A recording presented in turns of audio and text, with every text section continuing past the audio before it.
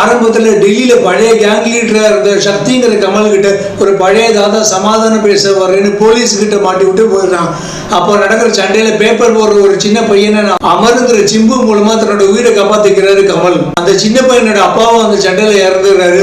அவனுடைய தங்கச்சி சந்திராவும் தொலைஞ்சு போயிடுறான். அவனை தன்னுடைய சொந்த மகன் மாதிரியே வளர்க்கிறாரு கமல்.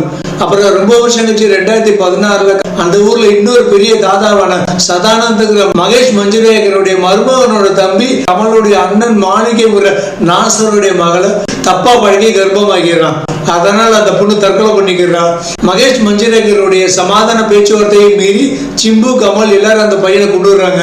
அதனால ரெண்டு கேங்குக்கு இன்னும் வைராகியம் அதிகமாகுது. அந்த பையனுடைய கொலைகேஸ்காரமா கமல் போலீஸ்கிட்ட சரண்டர் ஆகும் போது பொறுப்பை எல்லாம் சிம்பு கிட்ட ஒப்படைக்கிறாரு.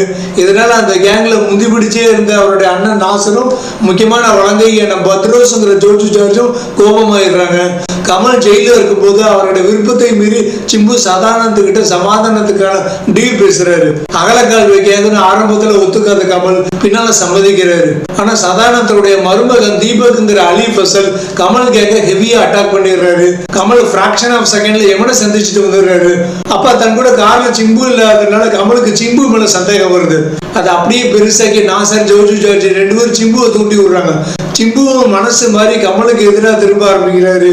அப்ப கமல் ஒரு வேண்டுதலை நிறைவேற்றுறதுக்காக நாசர் ஜோஜு ஜார்ஜ் பகவதி பெருமாள் எல்லாரும் கூட நேபாள் தாண்டி கைலாஷ் போறாரு. அப்ப தன்னுடைய அப்பாவை கொண்டவர் கமலுங்கிற குறிச்சிருந்த சிம்பு கமலை கைலாஷ் மலையில இருந்து தள்ளி விட்டுறாரு. அங்க ஒரு புத்த பிக்ஷு மூலமா உயிர் காப்பாற்றப்படுற கமல் அவர்கிட்ட இருந்து தற்காப்பு கலையை கத்துக்கிட்டு எப்படி மீண்டு வந்து சிம்பு அன்கோ அழிக்கிறாரு.